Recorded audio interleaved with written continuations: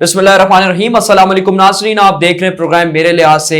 मैं हूं मोहम्मद तैमूर आमिर। नाज़रीन, सुप्रीम कोर्ट ने डिप्टी स्पीकर दोस्त मोहम्मद मज़ारी की जो रूलिंग है उसके हवाले से एक बड़ा फैसला किया और वो सामने आया। और जो रूलिंग थी उसको कलअदम करार देते हुए परवेज़ इलाही साहब को वज़ारत आला के मनसब पर फाइज कर दिया और जो हमजा शहबाज शरीफ हैं उनको अपनी कुर्सी से हाथ धोना पड़ा।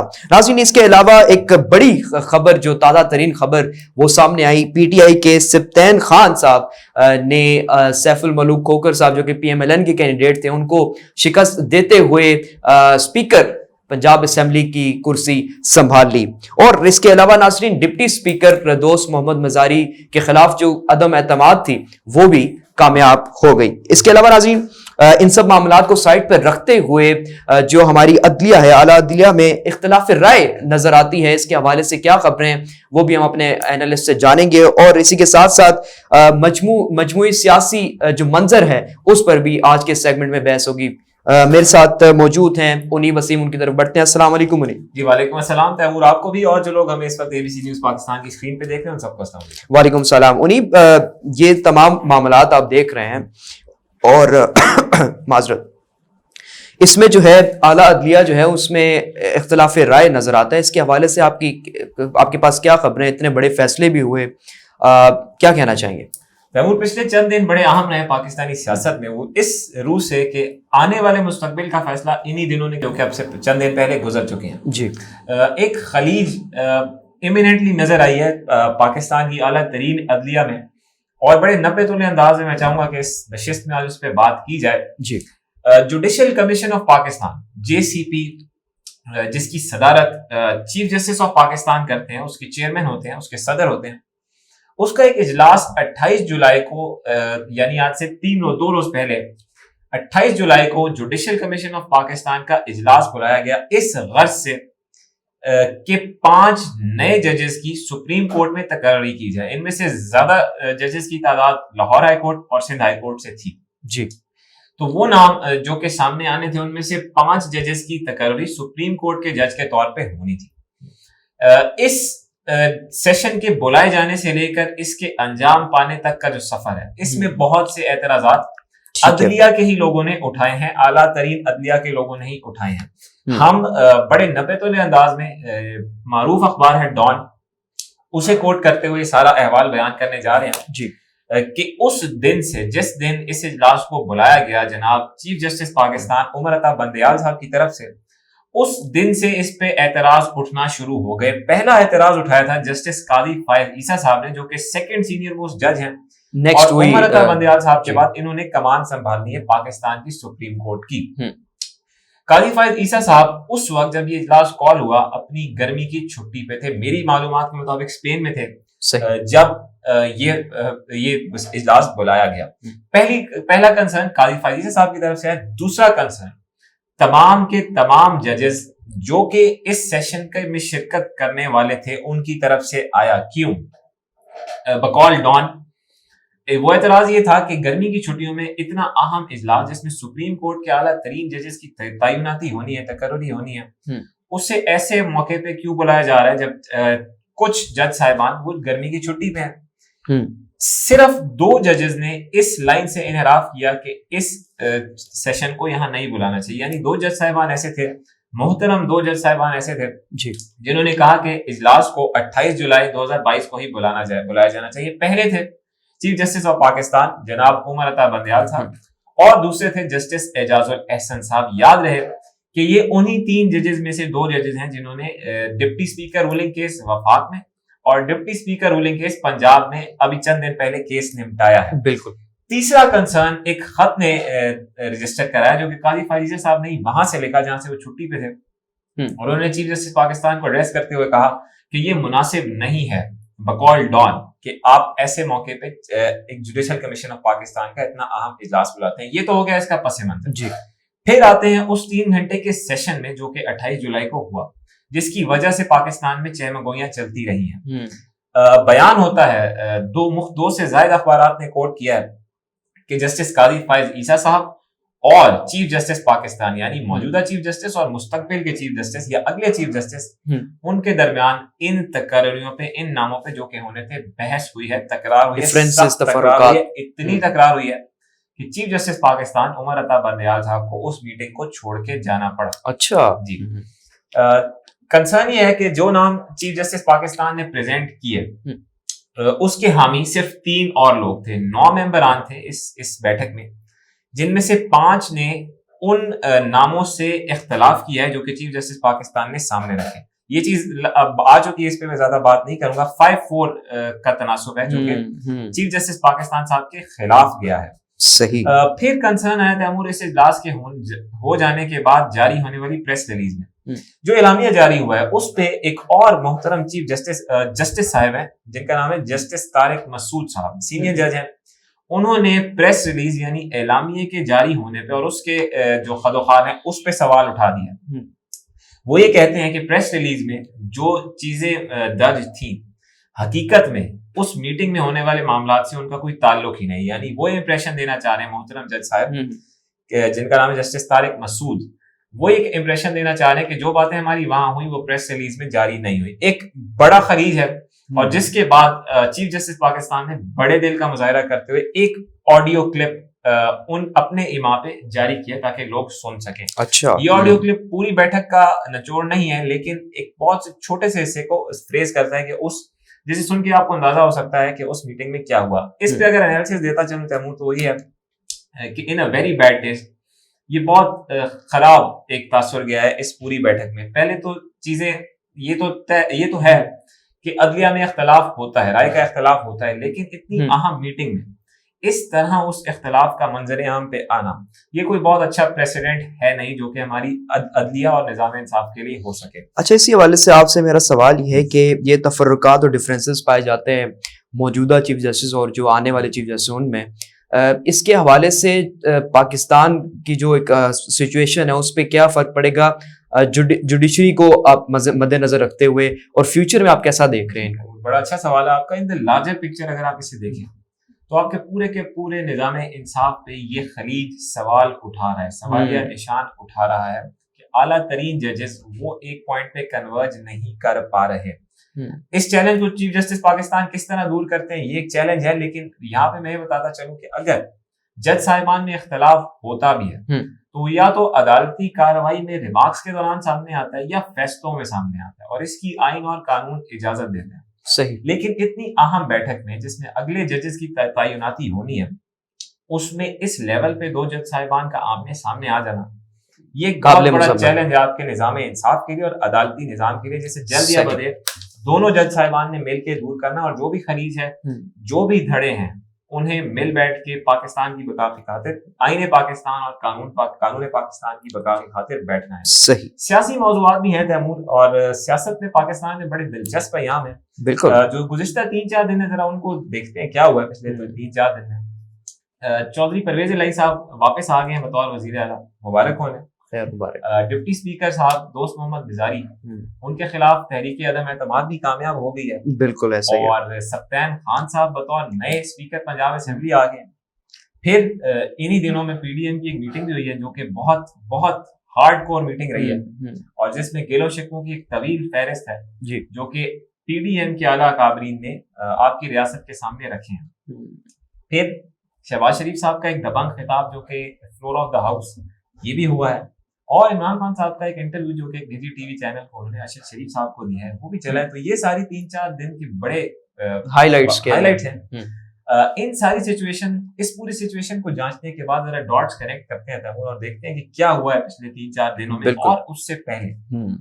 حقیقت یہ ہے کہ اگر آپ شہباز شریف صاحب کا وہ خطاب 54-55 منٹ کا خطاب ہے اسے ڈائسیکٹ کرنے کی کوشش کریں تو آپ کو اندازہ ہوگا کہ اب شہباز شریف صاحب کو چیزوں کی سمجھ آ رہی ہے کہ جیسا انہیں معاملات اپریل میں لگ رہے تھے دکھائی دے رہے تھے ویسے نہیں ہیں. اور یہ غم و غصہ پوری کی پوری سابقہ پی ڈی ایم اور موجودہ حکومت کے اراکین لوگ زوما اکابرین ان میں پایا جاتا ہے. غم و غصہ ہے مگر کیوں ہے؟ اس کی وجہ یہی ہے تیمور کہ جیسا انہیں اقتدار میں آنے سے پہلے دکھ رہا تھا ویسا تھا نہیں. بہت بڑی مس کیلکولیشن کی ہے شہباز شریف صاحب اور ان کے رفقا نے. ایک واقعہ مجھے یاد آ رہا ہے تیمور، اگر آپ اچھا اس واقعے پہ جانے سے پہلے میرا آپ سے سوال یہ ہے کہ شہباز شریف کی جو تقریر ہے نیشنل اسمبلی میں، اس کے حوالے سے ایک سوال یہ ہے کہ ان کی جانب سے یہ کہا گیا ہے کہ میرے دل میں کافی جو راز ہیں وہ دفن ہیں، اور آپ جو ہیں کریٹیکلی انالیسس کرتے ہیں ہر معاملات پر، پاکستان کے اندرونی معاملات پر. آپ سے میرا سوال یہ ہے کہ کیا وہ راز ہو سکتے ہیں جو کہ ہم اپنے اور جو دیکھنے والے ان کو بتائیں. تیمور، جب آپ وزارت عظمیٰ جیسے اعلیٰ منصب پہ بیٹھے ہوتے ہیں تو بہت سی چیزیں آپ سے شیئر ہو رہی ہوتی ہیں. انٹیلیجنس بیورو آپ کو، اور ایسا لگ رہا تھا کہ وہ بتانا چاہتے ہیں کچھ نہ کچھ لیکن بتا نہیں سک رہے، بتا سکتے بھی نہیں ہیں، اتنی جسارت کر بھی نہیں سکتے جتنی شہباز شریف صاحب کی قد کاٹ ہے. سیاسی اختلاف اپنی جگہ، لیکن جو سیاسی قد کاٹ شہباز شریف صاحب کا ہے، شہباز شریف صاحب کبھی بھی the powers that be کے خلاف جا کے کوئی بات نہیں کریں گے. ہاں دھمکی لگانا وہ بہرحال اس میں کوئی حرج نہیں ہے، لیکن دھمکی لگانے میں اور کام کرنے میں بڑا فرق ہوتا ہے. رہی بات آپ کے سوال کی کہ کس کو انہوں نے مخاطب کیا، تو یہ میرا خیال ہے پاکستان کے عوام جانتے ہیں کہ وہ کس سے مخاطب کریں، کس سے ناخوش ہیں. صحیح. مگر ایک غم و غصے کی لہر ہے جو کہ across the board P D M کے لوگوں میں اور موجودہ حکومت میں پائی جاتی ہے. ایک واقعہ تیمور مجھے یاد آ رہا ہے، پلیز اس واقعے کو آپ کے گوش گزار کرتے ہیں. ایک شخص تھا تیمور، گرمی کے روزے تھے تو اس نے روزہ رکھنے کی ٹھانی. پہلے بھی روزے رکھتا رہا لیکن گرمی سخت تھی. المیہ یہ تھا کہ اس روز جس دن اس نے روزہ رکھا اس نے سحری بھی نہیں کی. سحری نہیں کی، گرمی کے روزے. اب وہ سوچ رہا ہے کہ کیسے گزریں گے روزے. صحیح. روزہ لگنا شروع، صبح کے وقت میں ہی روزہ لگنا شروع ہو گیا. تو اس نے سوچا کہ کیوں نہ اپنے کسی خادم کی سروسز دی جائیں اور اس کے ذمہ یہ کام لگایا جائے کہ مجھے اذان کا پتہ دیتا رہے تاکہ کسی حد تک میرا روزے کا افاقہ ہو سکے، میرے دل کو تسکین ہو سکے کہ ابھی اذان مغرب میں اتنا وقت ہے. صحیح. تو خادم کے ذمہ اس نے کام لگایا کہ تم نے مجھے بتانا ہے ہر اذان کا کہ یہ اذان ہو رہی ہے تاکہ میں آہستہ آہستہ اپنے افطار کے وقت کے قریب جا سکوں اور میرے دل کو تسلی ہو سکے. ٹائم یاد رہے گرمی کے روزے اور سحری اس شخص نے نہیں کی. ٹھیک ہے. تو وہ خادم نے اپنی ذمہ داریاں نبھائیں اور ظہر کی اذان ہوئی تو اس نے بتایا کہ ظہر کی اذان ہو چکی ہے. یہ نہیں بتایا کہ افطاری کا وقت ہے نہیں، اس نے بتایا کہ ظہر کی اذان ہوئی ہے. تو جناب آقا صاحب سمجھ گئے کہ یہ کیا ماجرا ہے، ابھی ٹائم ہے. صحیح. اس کے بعد موصوف سو گئے، لیکن جب وہ اٹھے تو خادم پھر پہنچا. خادم نے کہا جناب اذان ہو گئی. صحیح. اب روزہ چونکہ لگا ہوا تھا تو موصوف نے جو آقا ہیں انہوں نے بلا جھجک اذان کا بتائے جانے پہ روزہ افطار کرنا. اب تھوڑی دیر بعد وہ باہر نکلے تو انہوں نے دیکھا کہ وہ وائب نہیں آ رہی جو کہ پہلے روزے رکھنے سے آتی تھی. تو انہوں نے اس خادم کو بلایا، اس خادم سے پوچھا کہ میں نے تمہیں کہا تھا تم نے میرا روزہ افطار کروانا ہے، اذان کا بتانا ہے، تو تم نے تو مجھے اذان کا کہا ہے لیکن ابھی تو اندھیرا نہیں ہوا. تو اس نے کہا سر میں نے آپ کو جس اذان کا بتایا تھا وہ مغرب کی نہیں تھی، وہ عصر کی اذان ہے. اچھا. تو اسی طرح کی کچھ صورتحال شہباز شریف صاحب کی بھی ہے. ٹھیک. کہ وقت سے پہلے انہوں نے روزہ افطار کیا، جو شادیانے بجا رہے تھے اقتدار سنبھالنے سے پہلے اذان عصر کے ساتھ انہوں نے روزہ افطار کیا. تو اب اس کا افاقہ کرنا پڑے گا، ظاہر ہے اس کا کفارہ اس شخص نے بھی دیا تو اب یہ بھی بات ہے.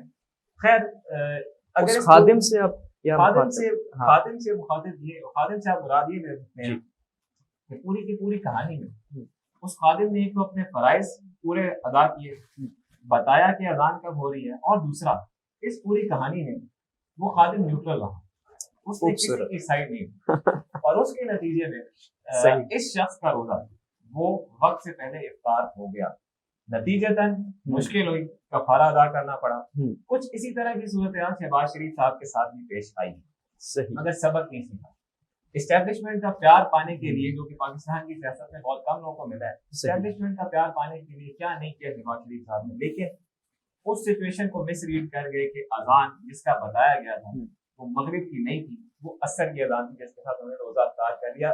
کچھ موقع تھا ہمارے شو میں بات ہو چکی ہے اب سے 2 ماہ پہلے کہ اسٹیبلشمنٹ سپورٹ نہیں کر رہی جس طرح عمران خان صاحب کو سپورٹ کرتی ہے. عمران خان صاحب خوش قسمت رہے ہیں کیونکہ سچا پیار اور اسٹیبلشمنٹ کا ساتھ یہ پاکستان میں بہت کم لوگوں کو ملتا ہے. صحیح. اور عمران خان صاحب کو شاید دونوں ہی ملے یا ایک تو ملا ہی. تو میرا سوال شہباز شریف صاحب سے یہ ہے کہ آپ نے روزہ رکھ بھی لیا، آپ نے افطار بھی کر لیا، لیکن یہ طے کیا ہوا تھا آپ سے، آپ نے طے کیا کیا تھا کابلین سے کہ اقتدار میں آنے کے بعد آپ یہ اچیو کر لیں؟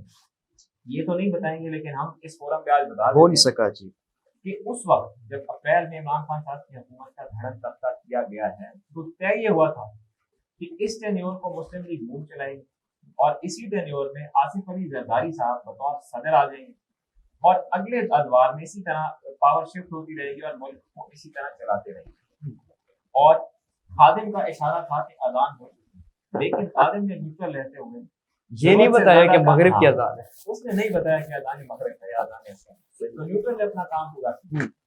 مگر بیچ میں کہیں ایک طاقت کا حقیقی عوام سے اچانک وہ عمران خان صاحب کی سپورٹ میں نکل آئی اور اس کے بعد یہ پوری کی پوری پاور پالیٹکس اس میں ٹوسٹ آیا. عمران خان صاحب کی ہم سے حال کی بات کرنے سے چاہوں گا، حال یہ ہے کہ عمران خان صاحب کا بیانیہ ہر گزرتے ریت کے ساتھ مضبوط ہو رہا ہے، الیکشن کی فضا بن رہی ہے اور عمران خان صاحب ہر گزرتے گھنٹے ہر گزرتے لمحے کے ساتھ مضبوط ہو رہے ہیں. کچھ خبریں ہیں جو کہ آنے والے دنوں میں ہونے جا رہے ہیں. پہلی چیز تو یہ کہ وہ آقا اب پھر سے اپنے خادم سے کولائڈ کرنے جا رہا ہے. میاں محمد نواز شریف صاحب، شہباز شریف صاحب، مریم نواز صاحبہ اور پی ڈی ایم کے لیڈر لوگ یہ اسٹیبلشمنٹ کے ساتھ بدترین کولیجن کرنے جا رہے ہیں. اس کا آئیڈیا کس طرح نہیں کہ معاشی جو صورت حال ہے، یہ دیکھیں کہ ڈالر کس طرح گر رہا ہے، 250 انٹر بینک میں ٹریڈ ہو رہا ہے، مگر اسلام آباد میں ایک یہ چیز بھی چل رہی ہے کہ یہ ڈیلیبریٹلی جان بوجھ کے ڈالر کو گرایا جا رہا، ڈالر کو روپے کو گرایا جا رہا ہے اور ڈالر کو بڑھایا جا رہا ہے. کیوں؟ تاکہ اسٹیبلشمنٹ کو بتایا جا سکے کہ ہم بھی بہت کچھ کر سکتے ہیں. اس کے نتائج کیا ہوں گے بہتر ہے خود سے پرکھ سکتے ہیں. اور محمود ایک دوسری خبر ہے وہ بڑی امپورٹنٹ ہے. نومبر کے ابھی ٹائم ہے، نومبر میں 3 ماہ ہیں، پلیز کوئکلی، لیکن نومبر سے پہلے این ممکن ہے کہ وہ اعلیٰ ترین تقرری جو کہ نومبر میں ہونی ہے. کھل کے بات کر لیتے ہیں کہ آرمی چیف کی تقرری اگلے چند دنوں میں اس پہ کوئی ایسا سلسلہ بنے کہ اگلا آرمی چیف اگلے چند دنوں میں اپوائنٹ ہو سکے. یہ بہت بڑی خبر ہے جو کہ ہم اس فورم سے دے رہے ہیں. اچھا، اگلے نومبر سے پہلے، ہفتوں میں، نومبر سے اگلے چند دنوں میں، اگلے چند ہفتوں میں کسی بھی وقت نئے آرمی چیف کی اپوائنٹمنٹ یا جس طریقے سے اپوائنٹمنٹ ہونی ہے اس کا سلسلہ قوم کے سامنے آ سکتا ہے. اس پہ بڑی پیش رفت ہے. اور تیسری بات ہے وہ جاتے جاتے کر دیں، لانگ مارچ پاکستان کی تاریخ کا ایک بہت اہم حصہ رہا ہے. جی، پوری امید رکھیں کہ اب ان قریب اگلے چند دنوں میں اسلام آباد کی طرف ایک اور لانگ مارچ آ رہا ہے جس کی قیادت کوئی اور نہیں کر رہا بلکہ عمران خان صاحب خود کر رہے ہیں. تو یہ 3-4 بڑی خبریں ہیں جو کہ آگے آنے والے دنوں میں پیش آ سکتی ہیں. الیکشن کی فضا پاکستان میں بن رہی ہے. اللہ کرے کہ ہم جلد از جلد الیکشن فیز میں جائیں. وہی تمام پاورز تمام اکائیوں کے لیے ان کے حق میں بہتر ہے. صحیح. ناظرین، ایک خبر یہ بھی ہے کہ حمزہ شہباز صاحب اور جو شہباز شریف ہیں ان کو لاہور کی اسپیشل کورٹ نے سمن کیا، ان کو بلایا منی لانڈرنگ کے کیس میں. اس حوالے سے آگے کیا ڈیولپمنٹس ہوتی ہیں ہم آپ سے شیئر کریں گے. منیب صاحب آپ بھی اس کے حوالے سے ہمیں بھی آگاہ کریں گے کہ اس کے کیا آگے اثرات ہو سکتے ہیں. ناظرین، بریک کا وقت ہو گیا، بریک لیتے ہیں، بریک کے بعد واپس آتے ہیں.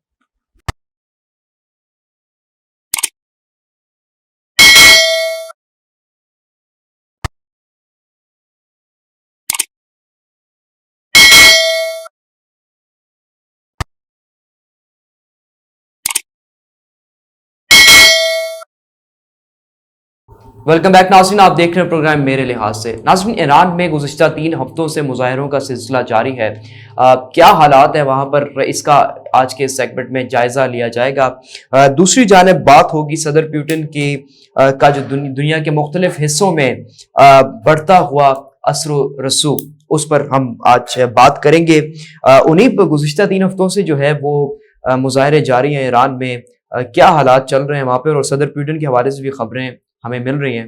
کیسا دیکھ رہے ہیں؟ انٹرسٹنگ ڈیولپمنٹس ہیں تیمور جو کہ پاکستان سے براہ راست تعلق رکھتی ہیں، لیکن یہاں وہ چیزیں ڈسکس نہیں ہوتی. صحیح.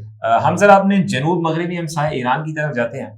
ایران، اس سے پہلے کہ میں حال پہ ہوں، کچھ ماضی کا آئینہ دکھانا ضروری ہے اور اس کا آغاز اس طرح کرنا چاہوں گا کہ ایک ایران محمد مصدق کا ایران تھا، جو کہ محمد مصدق وزیر اعظم رہے ایران کے. 1882 میں پیدائش اور 1967 میں ان کی موت ہوئی. صحیح. 35 میں ایران کے وزیر اعظم رہے اور بڑا نام ہے ایران کا ایک جنہیں مانا جاتا ہے. ان کے دور میں ایران ایک الٹرا ماڈرنزم کی طرف گیا جب یہ بطور وزیر اعظم فنکشن کر رہے تھے.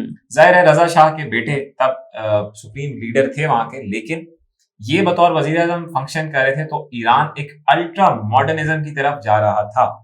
پھر 1979 میں جب ایران کا انقلاب آیا آیت اللہ خمینی والا, تو اس نے ایران کو واپس ان کے اس روٹس کی طرف دھکیل دیا جو کہ کسی نہ کسی حد تک اہل تشیع مسلک کے عقائد سے بھی تعلق رکھتے ہیں, کہ پردہ اور سخت قوانین خواتین کے لیے خاص طور پہ, ان کی طرف آیت اللہ خمینی کے انقلاب نے ایران کو دھکیل دیا. کیا اس کے کیا پروز کون ہیں اس میں میں نہیں جا رہا, لیکن یہ حقیقت ہے کہ 1979 کے انقلاب کے بعد ایران الٹرا ماڈرنزم سے دوبارہ اپنی اوریجنیلٹی ود ریسپیکٹ ٹو فک شفٹ ہو گیا. اس حد تک اگر پردے کی میں بات کروں تو اس حد تک سختی لاگو کر دی گئی تھی آیت اللہ خمینی کے انقلاب کے آنے کے بعد کہ ایران میں محض 9 سال کی لڑکیاں, ان پہ یہ پابندی تھی, انہیں پابند کیا گیا تھا کہ جب آپ پبلک میں نکلیں گی تو آپ سر ڈھانپ کے نکلیں گی. پھر اب آ جاتے ہیں ذرا حال پہ. اب سے 1 سال پہلے صدر ابراہیم رئیسی نے بطور صدر ایران کا حلف اٹھایا, اور ابراہیم رئیسی کے آنے کے بعد ایران کی جو یہ پالیسی رہی ہے اس میں مزید سختی دیکھنے میں آئی ہے. ٹھیک ہے, دوبارہ کہتا ہوں پروز کونس میں ہم نہیں جا رہے, لیکن وہ جو سٹانس آیت اللہ خمینی کا تھا کم و بیش اسی طرح کا سٹانس صدر رئیسی رکھتے ہیں, لیکن اس سے بیان ہوتا ہے کہ اس سے بھی ایک قدم آگے جا کے ان کے اس دور میں حجاب کی روح سے سختیاں عائد کی گئی ہیں. ٹھیک ہے, ہر سال ایران میں جولائی کی 12 تاریخ کو ایک دن منایا جاتا ہے جس کا نام میں لینے لگا ہوں. وہ دن کہلاتا ہے کہ نیشنل ڈے آف حجاب اینڈ چیسٹٹی. اب اس کی آپ اردو کرنا چاہیں تو کر سکتے ہیں. وہ اس لیے منایا جاتا ہے کہ ایک تو حجاب کی اہمیت کو پروموٹ کیا جائے, اور دوسری وجہ یہ ہے کہ 1935 میں ایران کے شہر مشہد میں اس وقت کے بادشاہ رضا شاہ, ان کے خلاف ہونے والے جو پروٹیسٹ تھے, جو احتجاج تھے, جن کی وجہ یہی تھی کہ انہوں نے ایران میں خواتین کو پردہ کرنے سے منع کر دیا تھا, کھلی چھوٹ دے دی تھی کہ آپ پردہ نہ کریں. صحیح. تو ان کے خلاف بھی 1935 میں مشہد میں مظاہرے ہوئے. یہ جو دن ہے یہ اس کو کمیموریٹ کرتا ہے, اس کی یاد میں منایا جاتا ہے جولائی کی 12 تاریخ ہر سال. ٹھیک ہے, اس جولائی کی 12 تاریخ کو کچھ خاص واقعہ پیش آیا, اور اس میں بیان ہو رہا ہے کہ چند انسانی حقوق کی تنظیمیں جنہیں ہم ہیومن رائٹس فاؤنڈیشنز کہتے ہیں, انہوں نے ایک رول پلے کیا ہے ایران میں ایک عجیب سی فضا کریٹ کرنے میں. کس طرح انہوں نے وہاں کی خواتین کو اکسایا ہے کہ صدر رئیسی کی جو پالیسی ہے حجاب کے متعلق سخت پالیسی, اسے کسی طرح وائلیٹ کیا جائے, اور پبلکلی انہوں نے اس بات کو بوسٹ کیا ہے, لوگوں کو, عورتوں کو اکسایا اس بات پہ کہ پبلکلی آپ نکل کے اپنے حجاب وہ پھاڑ دیں, انہیں اتار دیں. اچھا. جولائی 12 2022 یعنی اب سے 20 دن پہلے, 18-19 دن پہلے کی بات ہے کہ کچھ شہروں میں ایرانی خواتین سڑکوں پہ نکل آئیں اور انہوں نے انہی انسانی حقوق کی تنظیموں کے کہنے پہ صدر رئیسی کی حکومت کے خلاف اعلان بغاوت بلند کرتے ہوئے اپنے جو ہیڈ سکارفز ہیں یا اپنے جو بھی چادر ہے وغیرہ پردہ, اس کو پبلکلی انہوں نے وائلیٹ کر دیا. مجھے نہیں پتا اس کے لیے میں کیا اصطلاح استعمال کروں, لیکن میں امید کرتا ہوں کہ لوگ مسئلے کی نوعیت سمجھ رہے ہیں. صحیح. تو اس کے نتیجے میں جو الٹرا کنزرویٹو ایرانی لوگ ہیں, یعنی وہ لوگ جو صدر رئیسی کی پالیسی سے اختلاف نہیں کرتے, وہ سڑکوں پہ نکلے, انہوں نے احتجاج کرنا شروع کر دیا ہے. ایک طرف وہ احتجاج ہے جو کہ صدر رئیسی کے خلاف ہو رہا ہے, دوسری طرف وہ ہے جو کہ صدر رئیسی کی لائن کے حق میں ہو رہا ہے. اس سے پرووکیٹ کیا ہے سوشل میڈیا پہ, ٹویٹر پہ چلنے والے کچھ ٹرینڈز نے, جن کے پیچھے بیان ہو رہا ہے ایرانی انٹیلیجنس کے مطابق کہ وہی انسانی حقوق کی تنظیمیں ہیں جو کہ بیرونی ایما پہ کام کرتی ہیں. اس پہ بزنس اسٹینڈرڈ کی ہم ایک سلائڈ چلا رہے ہیں, اور فاکس نیوز کی ہم سلائڈ چلا رہے ہیں. اگر کوئی پڑھنا چاہتا ہے تو اس پورے واقعے کا احوال لے سکتا ہے. پھر جو ایران کے سپریم لیڈر ہیں علی خامنئی, انہوں نے اس پہ بیان دیا ہے, اور وہ کہہ رہے ہیں کہ یہ سوچی سمجھی سازش کے تحت امریکہ اور برطانیہ, دو اقوام کو, دو ممالک کو انہوں نے مورد الزام ٹھہرایا ہے کہ امریکہ اور برطانیہ اس پورے واقعے کے پیچھے ہیں, ذمہ دار ہیں. ہماری عورتوں کو ہماری جو مذہبی عقائد ہیں ان کے خلاف اکسا کے سڑک پہ لایا جا رہا ہے, اور ہمارے جو عقائد ہیں, ہمارے جو اسلامک ویلیوز ہیں, ان کو ہرٹ کیا جا رہا ہے. اس پہ عرب نیوز کی سلائڈ ہے, وہ ہم اسکرین پہ چلا رہے ہیں, تو اس کا بھی اگر کوئی احوال لینا چاہتا ہے تو لے سکتا ہے. صحیح. ایک بہت اہم ڈیولپمنٹ ہے تیمور, جس کا تعلق براہ راست پاکستان سے بنتا ہے. کس طرح بنتا ہے اسے ذکر کریں گے, لیکن براہ راست پاکستان سے تعلق بنتا ہے. کہانی بڑی انٹرسٹنگ ہے. کہانی ہے CNN کی ایکسکلوسیو سٹوری ہے جس کا ہم ذکر کرنے جا رہے ہیں. ٹھیک ہے.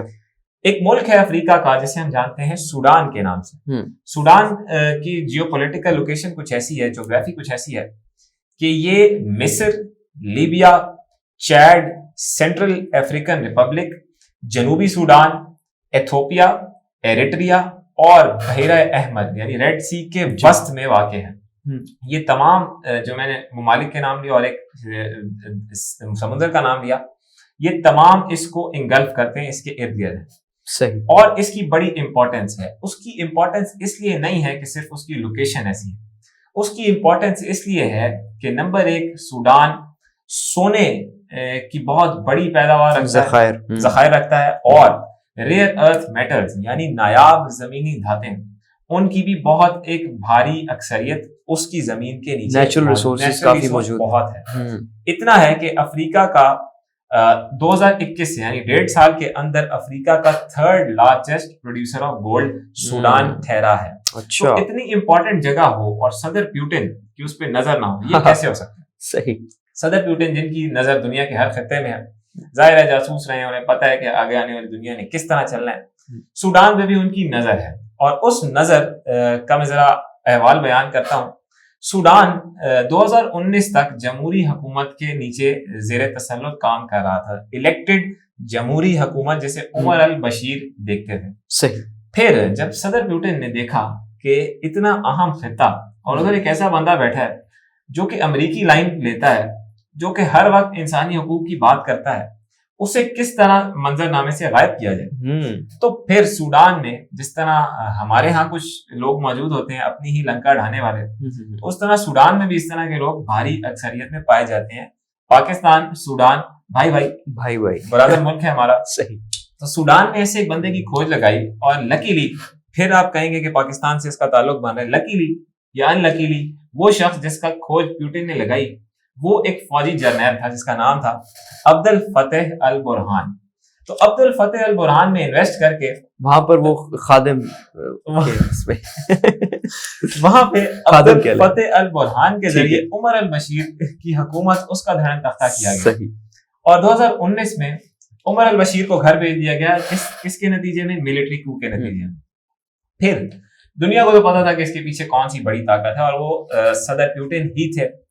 لیکن صدر پیوٹن نے ڈائریکٹلی اس پہ کام نہیں کیا. انٹرسٹنگ بات یہ ہے کہ ایک تیسری پارٹی جسے ہم ڈیفنس کانٹریکٹر کے چھتری تلے لاتے ہیں, یعنی وہ تنظیمیں جو کہ پیسے لے کے آپ کی ملک, آپ کی ریاست کی پالیسی کو سامنے رکھتے ہوئے کام انجام دیتی ہیں مختلف سرزمینوں پہ. اسی طرح کی ایک کمپنی جسے ہم دا ویگنر گروپ کے نام سے جانتے ہیں, ڈیفنس کانٹریکٹر ہے, بہت بڑا. اس پہ آنے والے دنوں میں ہم شو کریں گے کیونکہ آگے نوعیت بنے گی اس کی. ویگنر گروپ کے ذریعے سوڈان میں عمر البشیر کا تختہ الٹایا گیا تھرو وہاں کے ایک پاورفل جنرل جن کا نام ہے عبد الفتح البرہان. تصاویر ہم اپنی سلائڈ پہ چلا رہے ہیں. صحیح. ویگنر گروپ جو کہ پیوٹن کے بہت فیوریٹ ہیں. سوال یہ اٹھتا ہے کہ صدر پیوٹن اس خطے میں اتنے انٹرسٹڈ کیوں ہیں؟ ایک وجہ تو میں نے بتا دی کہ سونے کی بہت بھاری ذخائر ہیں, ریئر ارتھ میٹلز ہیں. لیکن صدر پیوٹن کا کنسرن یہ ہے کہ یہ جائز طریقے سے میں نے رشیا نہیں لانا. اگر میں نے اسے رشیا لانا ہے تو میں نے اسے اسمگلنگ کے ذریعے لانا ہے.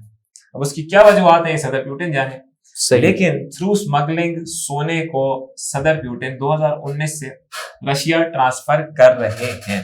بیان ہوتا ہے کہ تقریباً بلینز آف ڈالرز کا سونا ہے وہ سوڈان سے, ایک غریب ملک ہے, بہت غریب ملک ہے جدھر لوگ بھوک, افلاس اور برے حالات میں, وہاں کا سونا رشیا جا رہا ہے. کس نیت سے جا رہا ہے یہ سنیں.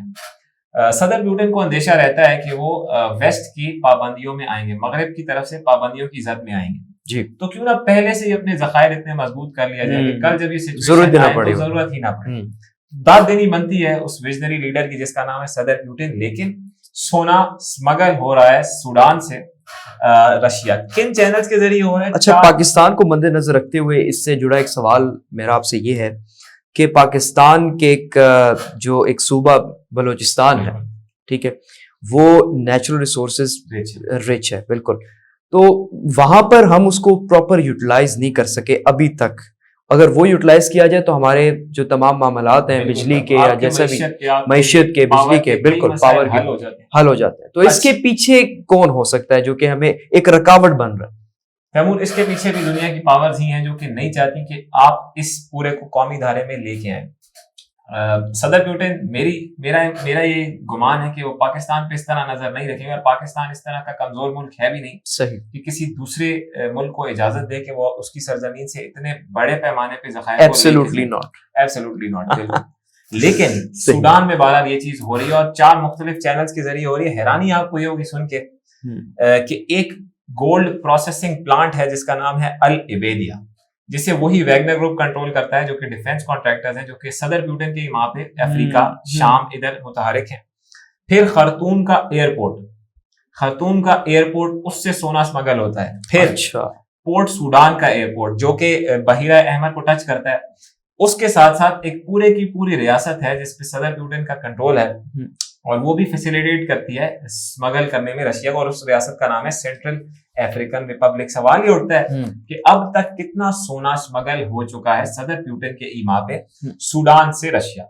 تو اس پہ سوڈان کے سینٹرل بینک کے ایک ریپرزینٹیٹو ہیں, ان کو میں کوٹ کر رہا ہوں, صحیح, وہ یہ کہتے ہیں کہ صرف سال 2021 میں, یعنی جب صدر پیوٹن کی نزد کرم ہوئے 2 سال ہو چکے تھے جی, 2021 میں جب 1 ٹن سونے کی قیمت 60 ملین امریکی ڈالر تھی, تب 2021 میں ہی سوڈان سے تقریباً 2 ارب ڈالرز کا سونا مسنگ پایا گیا سوڈان کی سرزمین سے.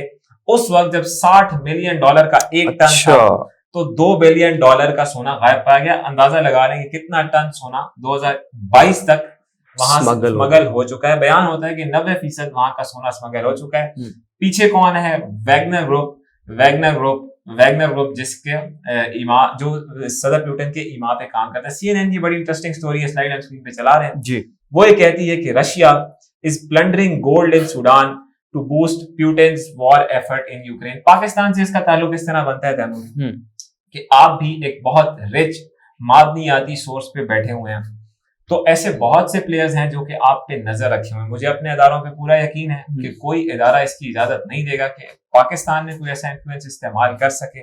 صحیح, لیکن یہ وہ چیز ہے جو کہ حقیقی معنوں میں دنیا میں ہو رہی ہے, اور اس پہ نظر رکھنا اس لیے ضروری ہے کہ کہیں آپ بھی اس زوم میں نہ رہے کہ آپ کے پاس ذخائر ہیں اور اتنے میں آپ کو کوئی چونا لگا دے. جی بالکل درست آپ نے فرمایا کہ نظر رکھنا اس پہ کافی جو ہے وہ ضرورت ہے. اور ناظرین, جیسے کہ پاکستان کی اگر بات کی جائے, صوبہ بلوچستان کی, اس میں جو ذخائر اس وقت موجود ہیں اس کو صحیح طرح سے یوٹیلائز ابھی تک نہیں کیا گیا. اس پر بھی ہم اسپیشل اپنا پروگرام کر چکے ہیں, لیکن مزید اس کو جو ایک یہ ایشو ہے اس کو ہائی لائٹ کریں گے اپنے نیکسٹ آنے والے پروگرام میں. مجھے اور اونی وسیم کو دیجیے اجازت, اپنا بہت سارا خیال رکھیں, دیکھتے رہیے ABC نیوز پاکستان, کیونکہ ABC نیوز پاکستان ہے سچ کی آواز. اللہ حافظ ناصر.